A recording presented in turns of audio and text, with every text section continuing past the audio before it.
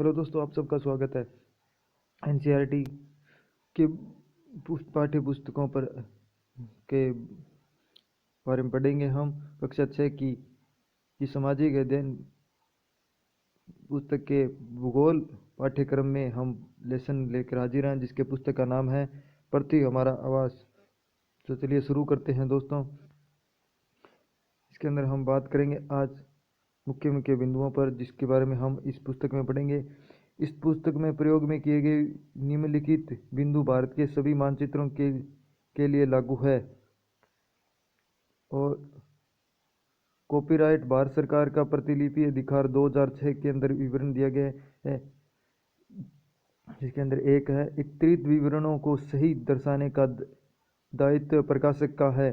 Number 2 में समुद्र में भारत का जल प्रदेश उपयुक्त आधार रेखा से मापे गए 12 समुद्री मील की दूरी तक है। नंबर 3 चंडीगढ़ पंजाब और हरियाणा के प्रशासनिक मुख्यालय चंडीगढ़ में है। और इस मानचित्र नंबर 4 के अंदर मानचित्र में अरुणाचल प्रदेश, असम और मेघालय के मध्य में दर्शाए गए अंतर्राज्यीय सीमाएं उत्तरी पूर्वी क्षेत्र पुनर्गठन अधिनियम 1971 के निर्वाचन अनुसार दर्शाया गया है, परंतु सभी स्थापित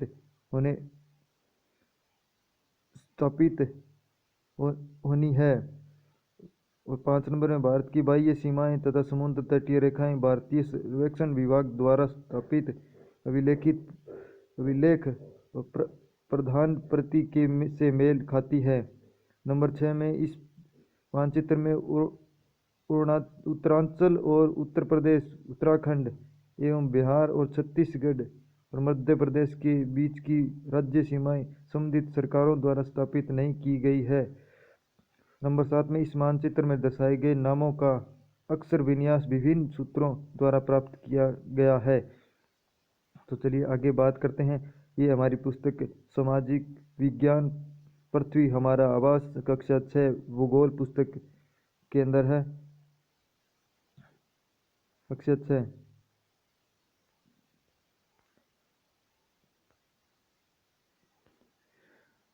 राष्ट्रीय शैक्षणिक अनुसंधान और प्रशिक्षण परिषद, national curriculum of education research and training जिसका पूरा नाम एनसीईआरटी है। ये इसके संस्मरण के बारे में बताया गया है। जो पुस्तक छापी गई है इसके बारे में, और हम बात करते हैं इसके मुख्य बिंदुओं पर, जो हमें मुख्य बिंदु हैं। राष्ट्रीय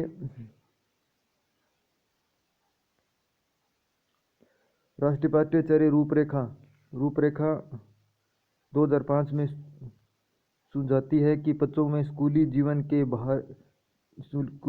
को बाहर के जीवन के साथ जोड़ना चाहिए। और ये सिद्धांत किताबी ज्ञान की उस विरासत के विपरीत है जिसके प्रभाववश हमारी व्यवस्था आज तक स्कूल और स्कूल के बीच अंतराल बनाए हुए है। नई राष्ट्रीय पाठ्यचर्या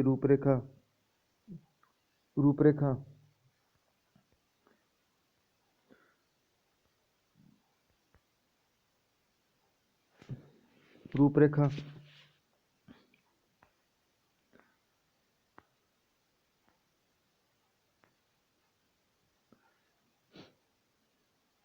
इसके प्रभाववश हमारी व्यवस्था में आज तक स्कूल और इसके बीच अंतराल बनाए गए। नई पाठ्यचर्या पर आधारित पाठ्यपुस्तक और पाठ्यक्रम और पाठ्यपुस्तक इस बुनियादी विचार पर अमल करने का प्रयास है, और इस प्रयास में हर विषय को एक मजबूत दीवार से घेर देने और जानकारियों को रटा देने की प्रवृत्ति का विरोध सम्मिलित है। आशा है कि ये कदम हम राष्ट्रीय शिक्षा नीति 1986 में वर्णित बाल केंद्रित व्यवस्था की दिशा में काफ़ी दूर तक ले जाएगी। इस प्रयत्न की सफलता अब इस बात पर निर्भर है कि स्कूल के प्राचार्य और अध्यापक बच्चों को कल्पनाशील गतिविधियों और सवालों की मदद से सिखाने और सिखाने के दौरान अपने अनुभवों पर विचार करने का अवसर देती है।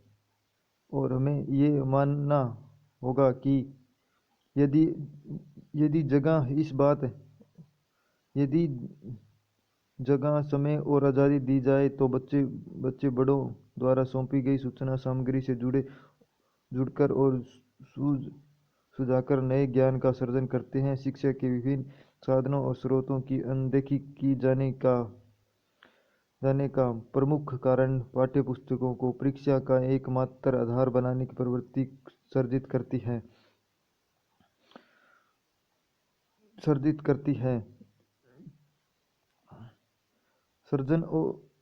सर्जना और पहल को विकसित करने के लिए जरूरी है कि हम बच्चों को सिखाने की प्रवृत्ति का पूरा भागीदार माने और बनाएं और इस ज्ञान को निर्धारित खुराक का ग्राहक मानना छोड़ दें। इसके अंदर पढ़ने के लिए काफ़ी कुछ दिया गया है। ये उद्देश्य स्कूल के दैनिक जीवन और कार्यशैली में काफ़ी फेरबदल की मांग करता है। दैनिक समय सारणी में लचीलेपन उतना ही जरूरी है जितना कि वार्षिक कैलेंडर के अमल में चुस्ती है, जिससे शिक्षा के लिए नए नियत दिनों की संख्या हकीकत बन सके। स्कूली शिक्षण और मूल्यांकन की विधियों में भी इस बात को तय करने की ये पाठ्यपुस्तक स्कूल और बच्चों के जीवन में मानसिक दबाव तथा बोरिंग की जगह खुशियों का अनुभव बनाने में भी प्रभावी सिद्ध होगा। बोझ की समस्या से निपटने के लिए पाठ्य निर्माताओं ने विभिन्न चरणों में इसका पुनर्निर्धारण करते समय बच्चों को मनोवैज्ञानिक अध्यापन और के लिए उपलब्ध समय को ध्यान में रखने से पहले अधिक सचेत कोशिश की है और इस कोशिश को और गहराने के यत्न में ये पाठ्यपुस्तक सोच, विचार और विस्मरण छोटे समूहों में बातचीत एवं बहस और हाथों से की जाने वाली गतिविधियों का प्राथमिकता देती है। एनसीईआरटी इस पुस्तक की रचना के लिए बनाई गई पाठ्यपुस्तक निर्माण समिति के परिश्रम के लिए कृतज्ञता व्यक्त करती है। परिषद सामाजिक विज्ञान पाठ्यपुस्तक सलाहकार समिति के अध्यक्ष प्रोफेसर श्री हरि वासुदेवन और इस पुस्तक समिति के प्रमुख सलाहकार विभा पार्थक सारथी की विशेष आभार व्यक्त करती है। इस पुस्तक में कई शिक्षकों का भी योगदान दिया गया है।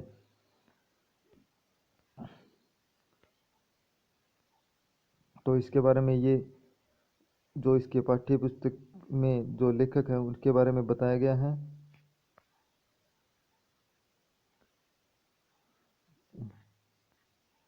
ये इसके निर्माण समिति के अध्यक्ष हैं और ये इनके आभार व्यक्त किया। अपने ये आ गया सूचना,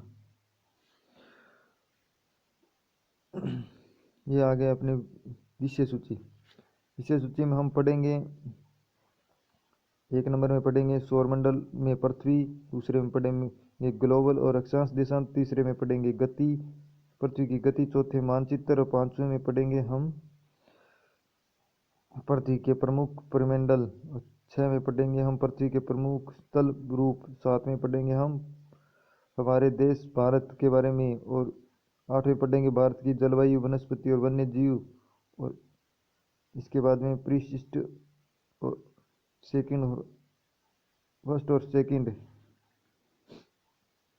तो हम शुरू करते हैं।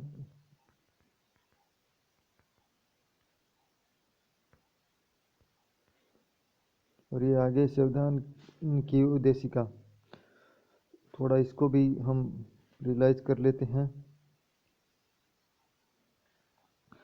भारत का संविधान की उद्देशिका, हम भारत के लोग भारत को एक संपूर्ण प्रभुत्व संपन्न समाजवादी पथ निरपेक्ष लोकतांत्रिक गणराज्य बनाने के लिए तथा उसके समस्त नागरिकों को सामाजिक, आर्थिक, राजनीतिक न्याय, विचार, अभिव्यक्ति, विश्वास, धर्म और उपासना की स्वतंत्रता, प्रतिष्ठा और अवसर की समता प्राप्त कराने के लिए तथा उन सब में व्यक्ति की गरिमा और राष्ट्र की एकता अखंडता सुनिश्चित करने वाली बंधुता बढ़ाने के लिए दृढ़ संकल्पित होकर अपनी इस संविधान सभा में आज तारीख 26 नवंबर 1949 को इतौत द्वारा इस संविधान को अंगीकृत अधिनियमित और अर्पित करते हैं।